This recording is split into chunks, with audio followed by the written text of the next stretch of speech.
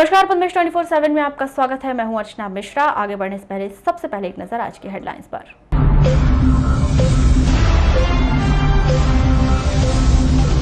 Police ने किया 12 लाख के हार्डकोर इनामी नक्सली को गिरफ्तार। विस्तार प्लाटून नंबर 2 में था सक्रिय। कोरोना पॉजिटिव महिला की इलाज के दौरान हुई मौत। संपर्क में आए 13 लोगों को किया गया होम क्वारंटाइन।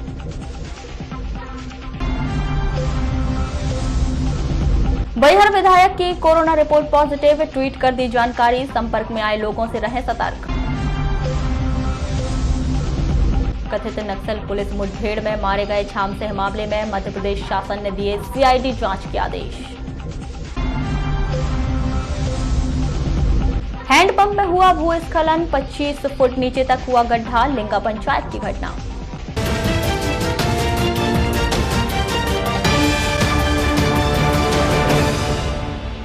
और अब खबरें विस्तार से।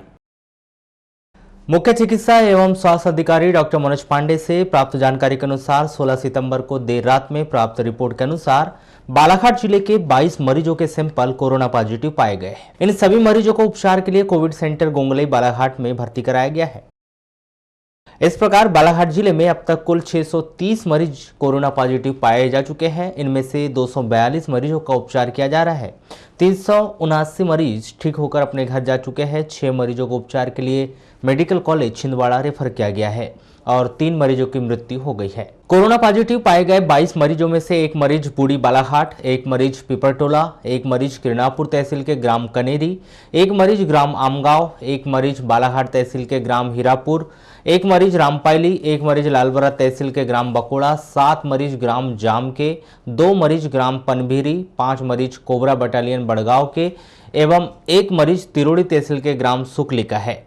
सुकली का मरीज तुमसर महाराष्ट्र से आया हुआ है, जबकि शेष 21 मरीज पूर्व में कोरोना पॉजिटिव आए मरीजों के संपर्क में आने से संक्रमित हुए हैं। जिला मुख्यालय से 10 किलोमीटर दूर पर स्थित लिंगा पंचायत के एक हैंडपंप में भूस्खलन हो गया, जिस कारण लगभग 25 फुट गहरा और लगभग 20 फीट चौड़ा जमीन के भीतर गड्ढा बन गया है। मामले की जानकारी मिलने पर प्रशासन की ओर से पटवारी ने स्थल निरीक्षण किया और इस बात की जानकारी वरिष्ठ अधिकारियों को दी। पंचायत के सरपंच बताते हैं कि बीते वर्ष ही हेडपंप का उत्खनन किया गया था। 16 सितंबर की शाम को बारिश के बाद अचानक हेडपंप के पास से जमीन अंदर धसकने लगी। ऐसा लगा जैसे भूस्खलन हो रहा है।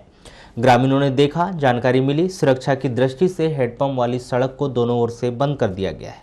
कल शाम को मेरे को लिपिक के माध्यम से पता चला कि साइड में लिपिक का भी मकान है, हमारे लिपिक का, कि हैंडपंप के पास में एक भूस्खलन टाइप का हो गया है। और जो शाम को जो 5:15 बजे जो गर्जन हुआ, उसके बाद से ही समझ में आया। तो जो पानी भरने हैंडपंप में गए होंगे उनको समझ में आया कि पैर खिसका तो वहाँ पे बहुत बड़ा गड्ढा हो गया।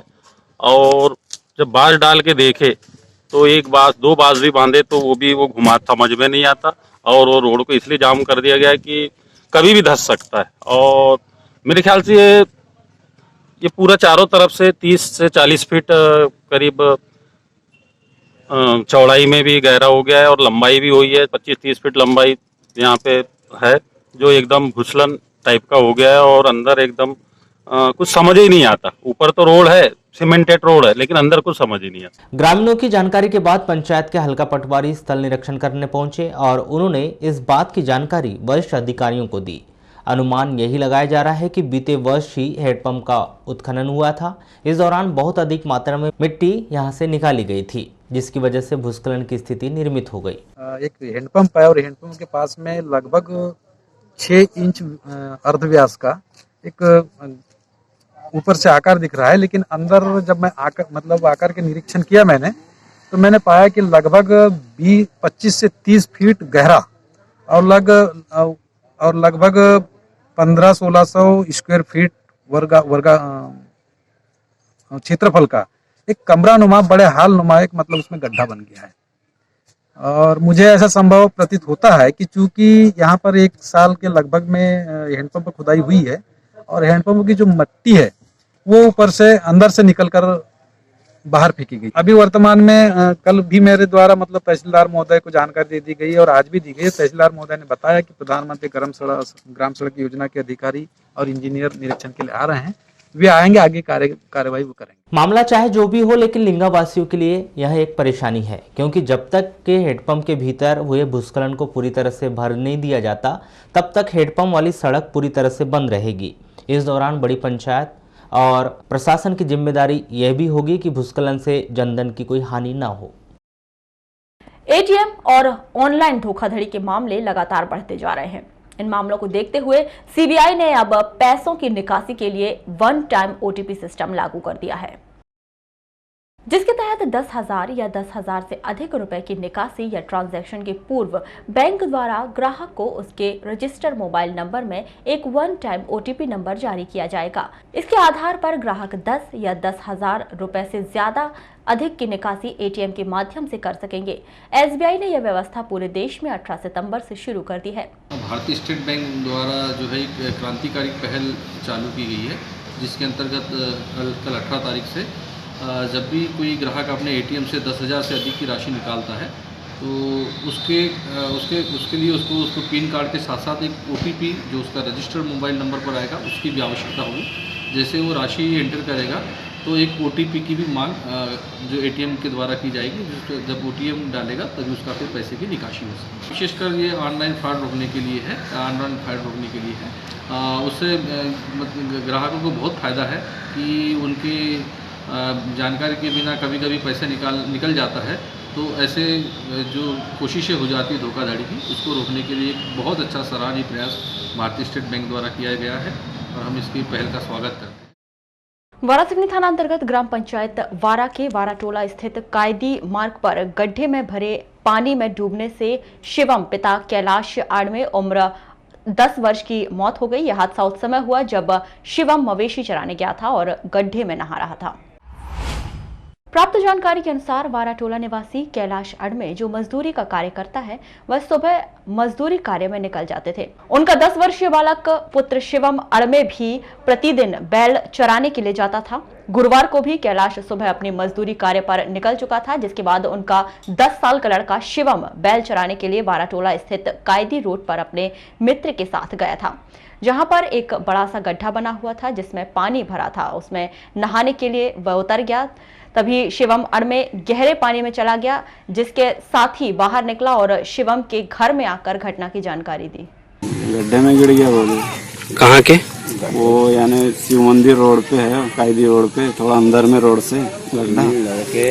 बैल ले गए थे चराने, कैसा हुआ कैसा नहीं पता नहीं, लड़के बताएंगे। निकाल के लाए उसको लड़के, जब मैं देखा तो सीधा उठा के अस्पताल ले लाया हमें। 6 सितंबर को कथित नक्सली पुलिस मुठभेड़ के दौरान मारे गए छत्तीसगढ़ के निवासी झामसिंह धुर्वे हत्या मामले में मध्य प्रदेश शासन ने सीआईडी जांच के आदेश दिए हैं, जिस पर आदिवासी समाज संतुष्ट दिखाई नहीं दे रहा है। आदिवासी समाज सदस्य अनुसूचित जनजाति विभाग हीरासन उइके ने मध्य प्रदेश शासन पर आरोप लगाया है कि पुलिस की जांच पुलिस कैसे करेगी, इस जांच का परिणाम क्या होगा वह अभी से दिखाई दे रहा है। इस मामले के मैं इस जांच के बिल्कुल सख्त विरोध में हूँ। सीआईडी जांच वो जांच होती है अपराध शाखा जांच, तो विभाग के लोग जांचेंगे और हमको शंका रहेगी कि विभाग का व्यक्ति जांचेगा। हम सीधा आरोप पुलिस पे लगा रहे हैं कि गांव का व्यक्ति को पुलिस सर्चिंग के दौरान पुलिस और नक्सली मुठभेड़ नहीं हुआ, वो केवल व्यक्तियों को पुलिस विभाग ने 2 फायरिंग की है और 2 व्यक्तियों को गोली लगी, जिसमें 2 मछली के लिए गए थे, मछली पकड़ने के लिए, तो एक व्यक्ति के कान के पास से गोली गई और दूसरी गोली झाम सिंह की पीठ में लगी है। तो ये सीआईडी जांच हो रही है, तो ये तो अपराध शाखा की जांच है और अपराध शाखा की जांच होना मतलब ये बहुत बड़ी जांच नहीं है और हमको कतई भरोसा नहीं है, वो सब लिपापोती कर देंगे विभाग के लोग। तो मैं अभी इसके बाद हम 15 दिन का शासन प्रशासन को हम अवगत करा दिए हैं कि हमारी जांच न्यायिक जांच हो, उच्च न्यायिक जांच हो। उच्च न्यायिक जांच के अंतर्गत अगर हाई कोर्ट का रिटायर्ड जज भी जांच करते हैं तो हम संतुष्ट रहेंगे।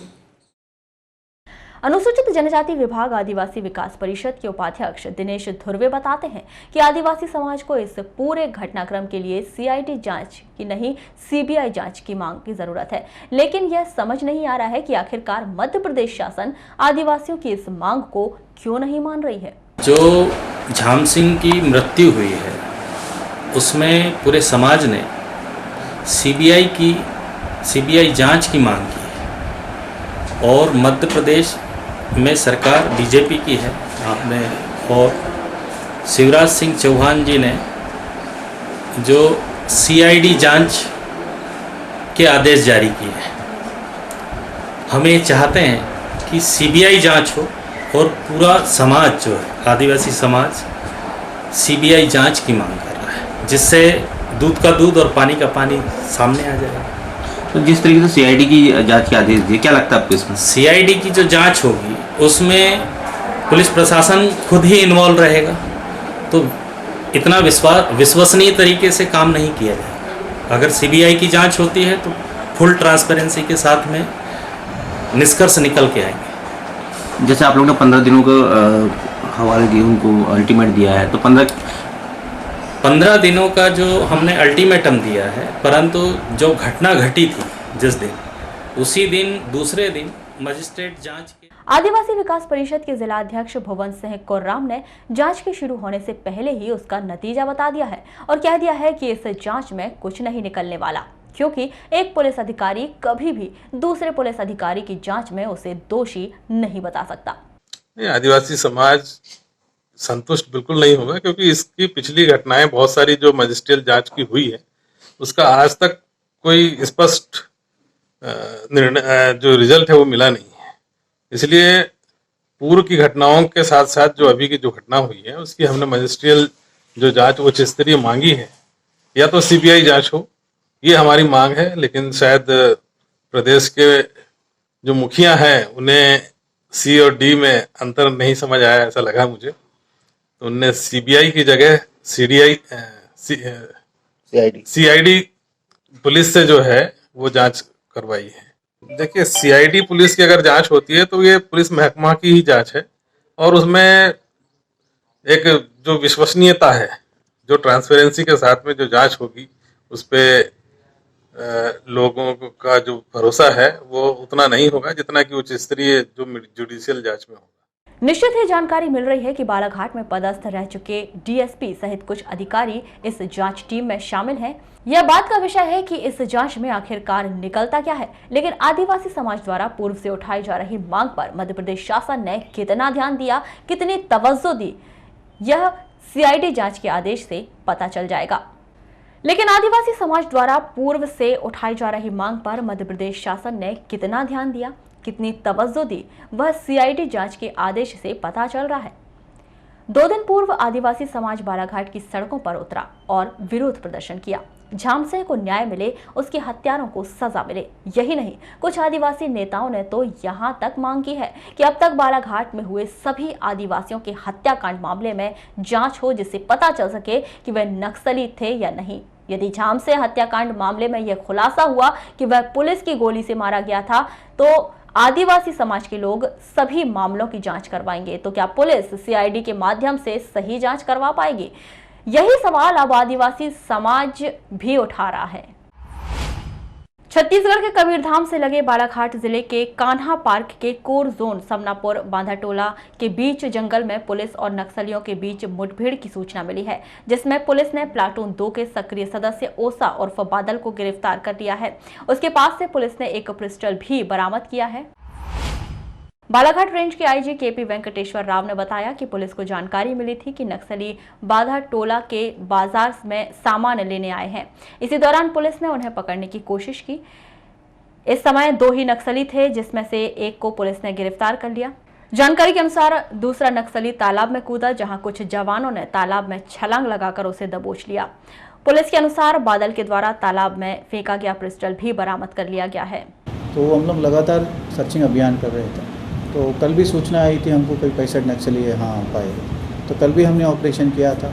आज मॉर्निंग भी कुछ हमको सूचनाएं मिली थी कि आज मॉर्निंग भी हमने किया था। आज मॉर्निंग क्या हुआ है कि जैसे उनको मुखबिर से सूचना मिली है एसपी साहब को, तो उन्होंने एक स्पेशल ऑपरेशंस टीम हमारी जो बनी है और हमारे टीआई जो मलाजखंड है, ये लोग हमारे एडिशनल एसपी भाई है, इन लोग सब ने एक रणनीति बना के एक गांव जो बंधन टोला गांव है जो थाना मलाजखंड में लगता, वो सूचना मिली थी कि नक्सली यहाँ वहाँ पे कुछ सामान लेने आए थे, कुछ जानकारी मिली थी हम लोग। तो आज उन्होंने 10:30 बजे 11 बजे के बीच में उन्होंने वहाँ जब गए थे, वहाँ गांव में ये लोग स्पॉट हुए थे। उन लोगों उनको जब चेस किया गया था, उनको एक आदमी तो पकड़ा गया उसे तुरंत, उसके पास बंदूक भी थी और भागते भागते उसने तालाब में भी गिर गया था, ऐसे बता गए। तो ये पीछे से हमारी पुलिस फोर्स ने उसको पकड़ लिया। एक नक्सली जो वो सक्सेसफुली भाग निकला है, ये है।